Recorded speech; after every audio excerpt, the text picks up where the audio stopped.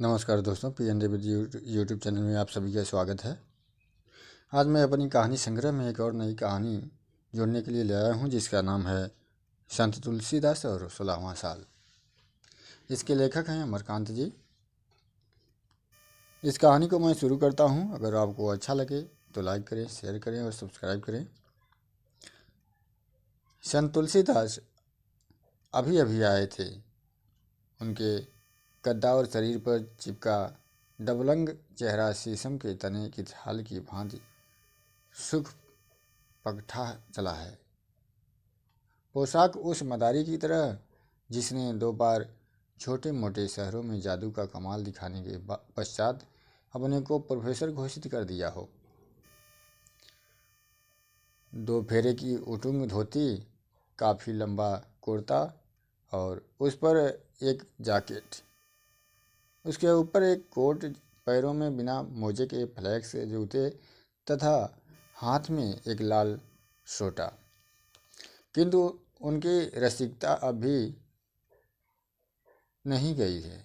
बातचीत के दौरान अपने लंबे अनोखे दांतों को उद्घाटित करते हुए बोले, वर्मा जी, जब कली चटकते चटके फूल हो जाती है, नदी में पूरी पहाड़ बरसात सी ही में होती है, जाड़े गर्मी में नहीं, याद है? नाम बबुआ रण बहादुर सिंह, पर हम उनको संत तुलसीदास ही कहते हैं। ऐसा हमने बहुत सोच समझ कर किया था और इस पर उनको कोई आपत्ति भी नहीं थी। दरअसल रामचरितमानस के महान रचयिता के साथ जैसी घटना घटी, ठीक वैसी ही घटना बबुआ रण बहादुर सिंह के साथ भी घटी, परंतु उनका यह नामकरण किस तरह हुआ, इसकी एक कहानी है। वह पूरे बबुल के लाशा था। चिपक जाते तो जान ले लेते। वैसा भावुक, रसिक और उदार व्यक्ति तो आज तक देखने को नहीं मिला। हाई स्कूल पास करने के बाद इंटरमीडिएट की पढ़ाई के लिए मैं चाचा जी के पास गोरखपुर चला गया था और वह इलाहाबाद। छुट्टियों में हम गांव आते और तब उनसे मुलाकात होती। पैरों में उनके बाई थी। कहीं न कहीं मुझको और तथा कृष्ण मोहन को जा पकड़ते और हमें खेत बगीचों की सैर कराते। जुम्मन हलवाई के यहाँ पेड़े गुलाब जामुन खिलाते तथा साथ ही साथ अपने नव दाम्पत्य जीवन से संबंधित हरेक बात एवं कर्तव्य का इस तरह रस ले लेकर वर्णन करते जैसे कोई गरीब लड़का स्वादिष्ट मिठाई को उलट पुलट कर देखता और थोड़ा थोड़ा दांत से काटते हुए काफ़ी देर तक अपूर्ण संतोष के साथ खाता रहता है। पढ़ने लिखने में वह इतने तेज थे कि कभी फेल नहीं होते। हर साल तीसरी श्रेणी में निकल भागते, उस रुके पानी की तरह जो छेद पाकर बाहर निकल जाता है। दुनिया के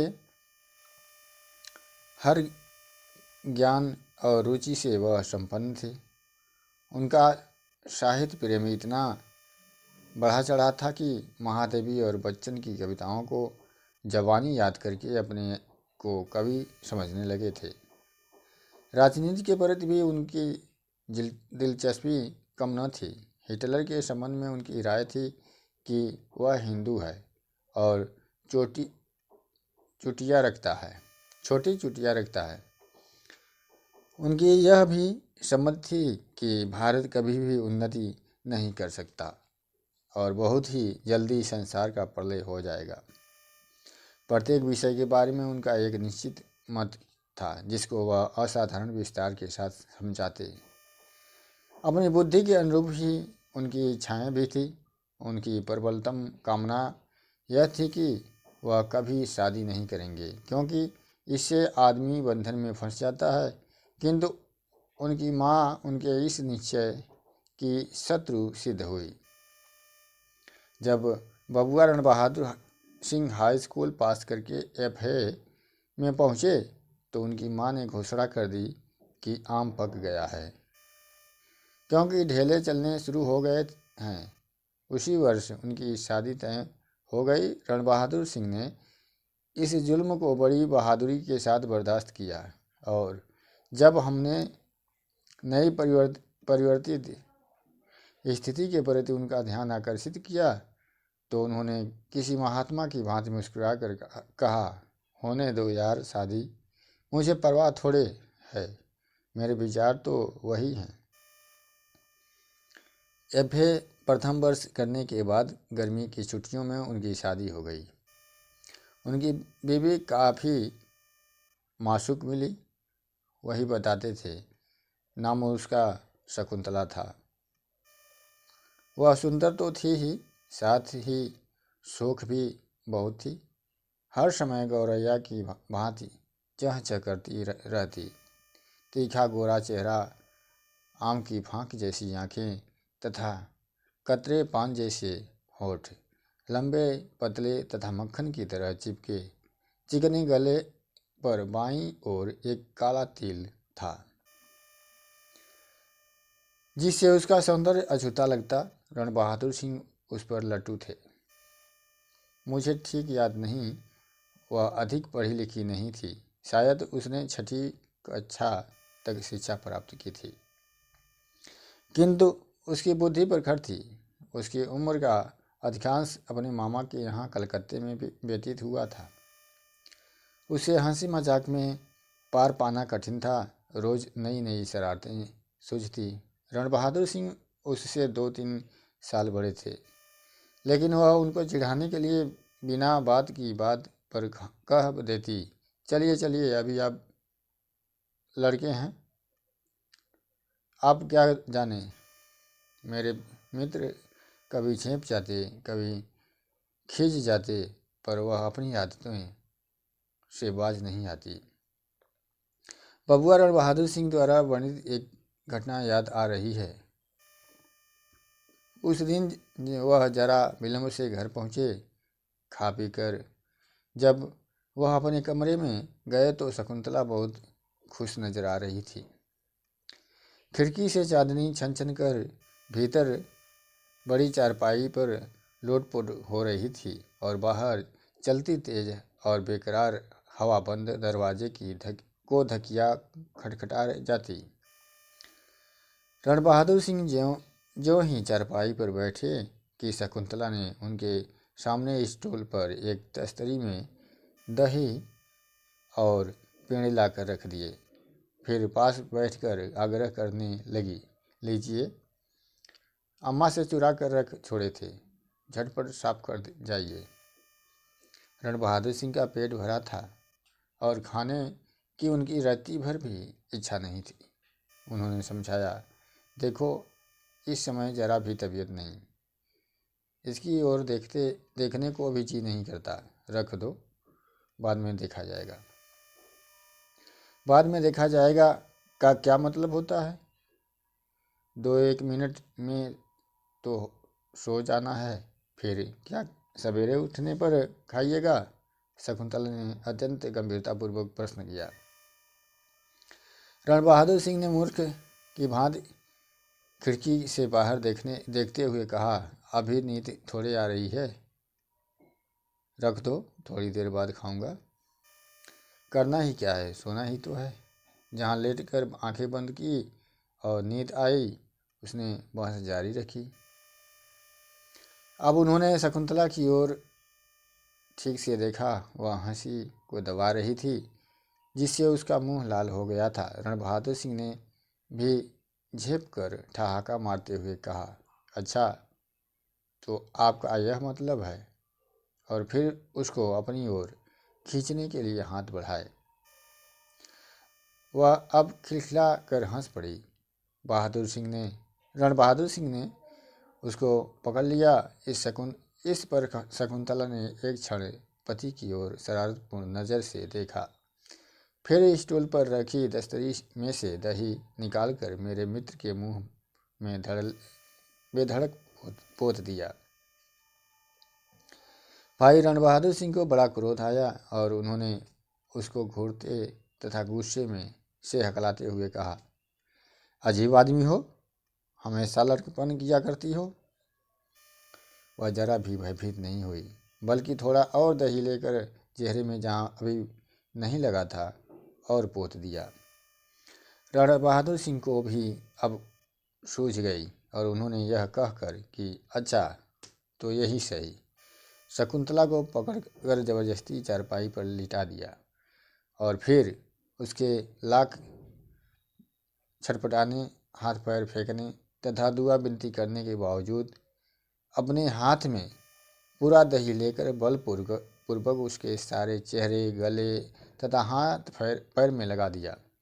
तत्पश्चात सेंट में तर उसकी साफ साड़ी और ब्लाउज में इत्मीनान से अपना मुंह भी पोंछा और अंत में उसको देखकर खिलखिलाकर हंसने लगे। वह इतने से ही नहीं माने, बल्कि दीवार पर टंगा बड़ा आईना लाकर उसके सामने रख दिया। शकुंतला अपनी शक्ल देखकर हाय राम कहकर रोने लगी। रणबहादुर सिंह कुछ देर तक हंसते रहे, किंतु जब वह उसी तरह रोती रही तो उन्होंने व्यंग किया, अपनी बार तो लड़कों की तरह रोने लगती हो, अपने चाहे जो भी कर लो। शकुंतला बोली, कहीं ऐसा भी करते हैं, हाथ पैर सब मुझे अब आपने डरा दिया। वह आंखों को बाहों से ढककर कुछ देर तक हिचकती रही, फिर उसी तरह चुप पड़ी रही। रणबहादुर सिंह ने सचमुच उस पर बहुत ज्यादती की थी और यह सोचकर उसको उस पर दया भी आ गई। उन्होंने धीरे से उसकी आंखों पर से बाँह हटाई तो उसने मुस्कुराकर ठेंगा दिखा दिया। FA फाइनल में रणबहादुर सिंह लट गए, इसमें आश्चर्य की कोई बात नहीं। शकुंतला के पीछे वह पागल हो गए थे। 24 घंटे उसकी ही बात सोचते, पढ़ने में उनकी तबीयत लगती ही न थी। मन को संतोष देने के लिए वह किताबों को सामने रखते, किंतु शकुंतला की मीठी तीखी बातें आँखों के सामने नाचने लगती। मामूली छुट्टियों में घर पहुँच जाया करते, कभी कभी बिना छुट्टियों के भी घर का टिकट कटा लेते। घर वालों को भरमाने के लाख बहाने थे। 4 दिन की छुट्टी को 8 दिन तथा 10 दिन की छुट्टी को 15 दिन की बताते। संक्षेप में उन्होंने त्योहारों के न होते हुए भी अक्सर होलियां और दिवालियां मनानी शुरू कर दी। ऐसी हरकतों का नतीजा क्या हो सकता था? किसी को उनसे ऐसी आशा नहीं थी। गांव भर में थोड़ी थोड़ी मच गई। लोग कहने लगे, ठाकुर का लड़का तो आवारा निकल गया। अंग्रेजी पढ़ने का यही नतीजा होता है, जोरू का गुलाम हो गया है। ठाकुर तो नमक चाट चाट कर एक एक पैसा जोड़ रहे हैं और बेटा सब पर चूना फेर रहा है। यही नहीं, घर में भी उनको व्यंग सुनने पड़े और एक रोज़ अपने बाप की भी कड़ी डांट खानी पड़ी। किंतु इतना सब होते हुए भी उनको किसी बात से चोट नहीं लगी। चोट लगी तो शकुंतला की एक छोटी बात से। एक दिन भोजनोपरांत जब वह अपने शयन कक्ष में गए तो अपनी शिकायत करने वालों को जली कटी सुनाने लगे। सभी साले जलते थे कि मैं शहर में अंग्रेजी पढ़ता हूँ। फेल होने पर उनका कलेजा ठंडा हुआ, पर गंवार क्या जाने कि वहाँ कैसी पढ़ाई होती है। वहाँ सारे यूपी में फर्स्ट आने वाले तक फेल हो जाते हैं, तो मैं किस खेत की मूली हूँ। बाबूजी भी कुछ सोचते समझते नहीं, जो मन में आता है बक देते हैं। कहते थे बहू को मैके भेज देता हूँ। शकुंतला का चेहरा फक पड़ गया और उसने रुआसी आवाज़ में कहा,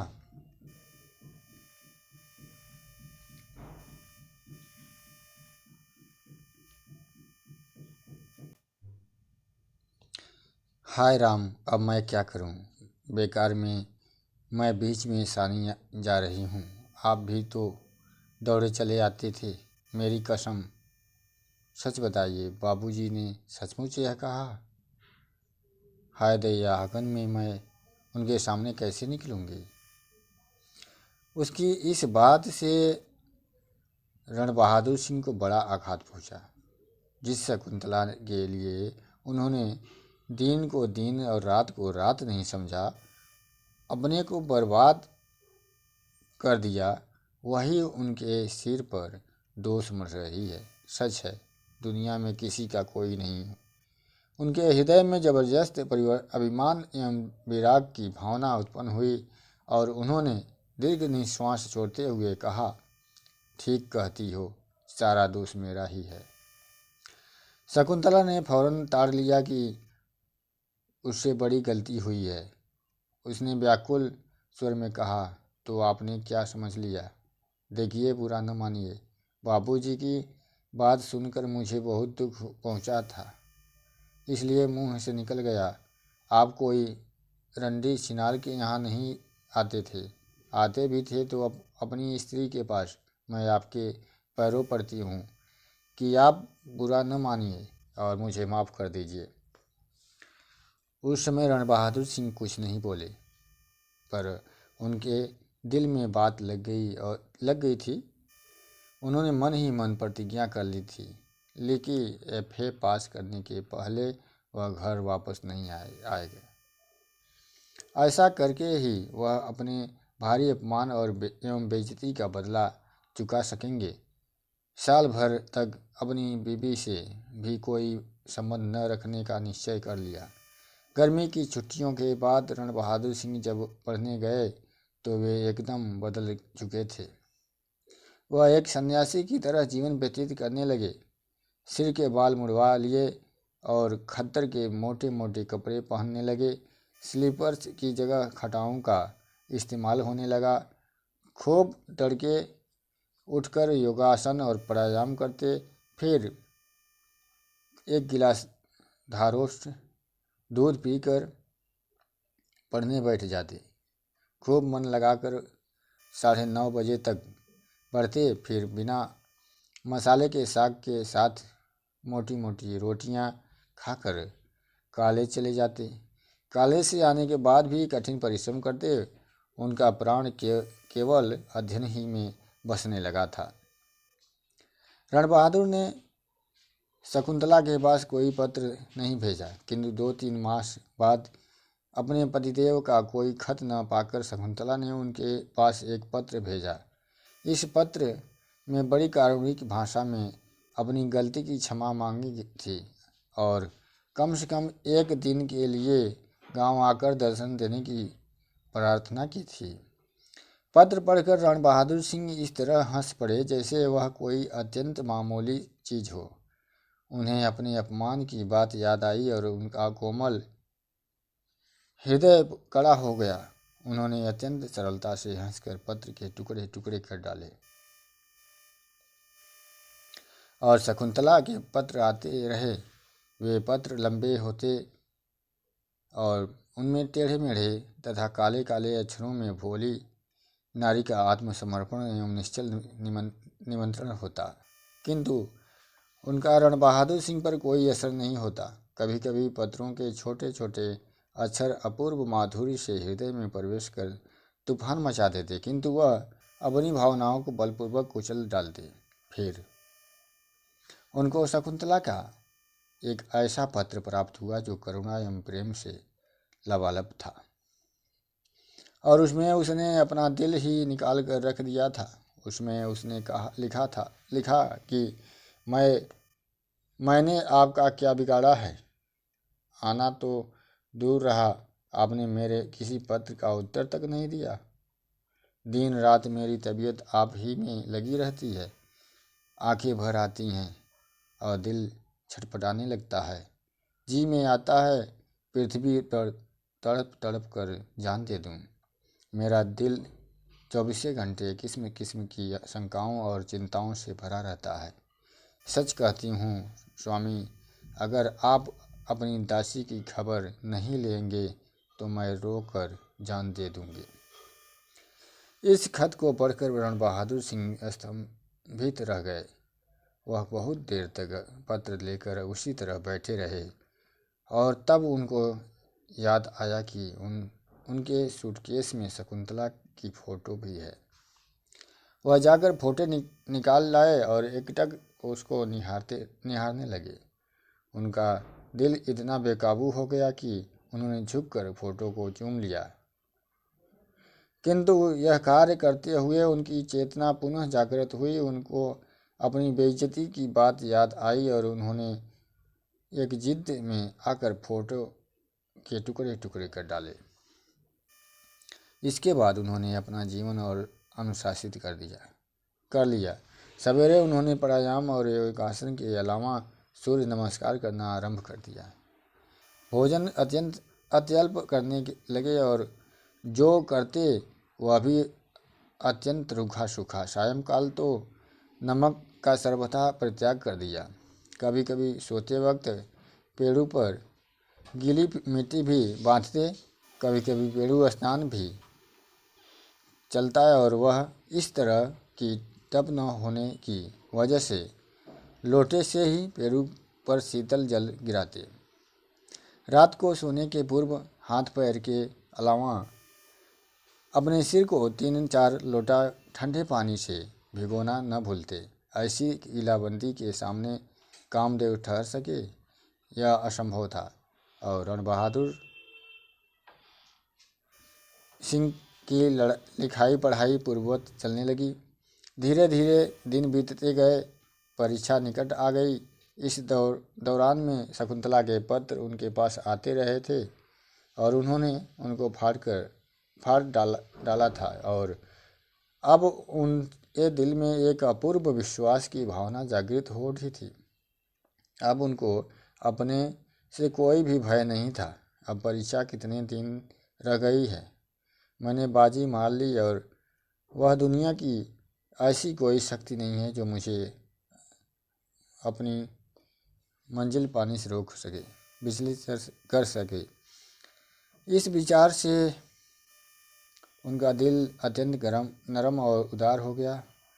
वह भी इतना कि उन्होंने अब शकुंतला को एक छोटा पद डालने की भी कल्पना कर डाली। बेचारी नारी, वह मर्द के सामने क्या खा कर ठहर सकती है। वह दया से मुस्कुरा उठते और उन्हें अब अपने ऊपर गर्व होता, किंतु हाय रे, वह होली की छुट्टी होने के 2 दिन पहले उनका शकुंतला का ऐसा पत्र मिला कि उनकी सारी प्रतिज्ञा ताक पर रख दी गई।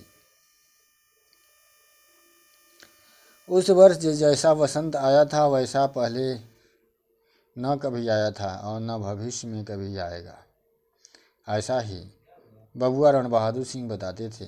ऐसी मस्त हवा चलती थी कि दिल किसी भी जवान स्त्री का साथ पाने को व्याकुल हो उठता। रंग बिरंगे फूल तथा कोयल की कूक हृदय में कोमलतम भावनाओं का तूफान उठा जाती, किंतु पत्र मिलने के पूर्व उन पर इन चीज़ों का कोई असर नहीं हुआ। यह गर्व की बात थी, ऐसा रण बहादुर सिंह कहा करते। कॉलेज से छात्रावास में अपने कमरे में आकर बैठे ही थे कि चपरासी एक पत्र ले गया। पत्र शकुंतला का ही था। उन्होंने मुस्कुराकर लिफाफे को फाड़ डाला। अब उनको शकुंतला के पत्रों से कोई डर नहीं रह गया था। पत्र बहुत छोटा था, किंतु उसको पढ़कर रण बहादुर सिंह का मुंह काठ की तरह हो गया। वह बहुत देर तक इसी तरह खड़े रहे, फिर अचानक चौंक कर अपना सामान बांधते बूझने लगे। वह टूट गए थे। पत्र सचमुच बहुत ही पहुंचा हुआ था। जब हम लोगों ने प्रथम बार उनके मुंह से यह किस्सा सुना था तो हम लोग लोटपोट हो गए थे। मैंने कहा था कि हे भाई रण बहादुर सिंह, तुम पूरे संत तुलसीदास हो। जिस तरह रामचरितमानस के रचयिता अपनी स्त्री के पीछे पागल थे, ठीक उसी तरह तुम पागल थे, और अपनी बीवी तक पहुंचने के लिए यदि तुम्हें शव की नौका और सर्प की रस्सी की सहायता नहीं लेनी पड़ी, तो इसका कारण यह है कि तुम्हारी पत्नी तुमको सूचना दिए बगैर अपने मायके नहीं चली गई, तथा इस जमाने में रेलवे का इजाद भी हो गया है। फिर उन्हें गोस्वामी जी की तरह तुमको भी पत्नी की छोटी सी बात ऐसी लग गई कि तुमने 1 वर्ष का संन्यास ले लिया। इस संन्यास की रक्षा के तुमने ऐसे अद्भुत प्रयास किए जो गोस्वामी जी ने भी अवश्य किए होंगे। ऐसा मैं आश्वासन देता हूँ, क्योंकि जो स्त्री से दूर भागता है वह लगभग एक ही प्रकार के आचरण करता है। इसमें कोई संदेह की बात नहीं। तुम्हारा संन्यास 9-10 मास तक चला और गोस्वामी जी का जीवन पर्यंत, तो इसका यह मतलब नहीं कि तुम रामचरितमानस के लेखक से किसी भी मायने में कम हो। यदि गोस्वामी जी के पास भेजा होता तो गोस्वामी जी का भी वैराग्य अखंड नहीं रह सकता था, और यदि तुमको ऐसा पत्र न मिलता तो तुम जीवन पर्यंत वैराग्य का पालन न करते और उसके फलस्वरूप एक भारी कवि नहीं हो जाते। इस पर संदेह करने की जरा भी गुंजाइश नहीं। इसलिए हे मित्र, तुम पूरे संत तुलसीदास हो। इस तरह बबुआ रण बहादुर सिंह का नाम संत तुलसीदास पड़ा। हाँ, वह पत्र बहुत ही अनोखा था। वह लगभग इस प्रकार लिखा गया था। मेरे पूज्य स्वामी, जाइए, आप जैसा काठ का कलेजा किसी का न होगा। सारी बरसात और सारा जाड़ा बीत गया, पर आप नहीं आए। इंतज़ार करते करते मेरी आंखें पथरा गई। मैं भी तूल गई हूँ, जी तोड़ कर काम करती हूँ और खाने पीने की परवाह नहीं करती। जब आप ही नाराज़ हैं तो जी कर क्या करूँगी। आज रात में काम करके आई तो खूब खूब रोई।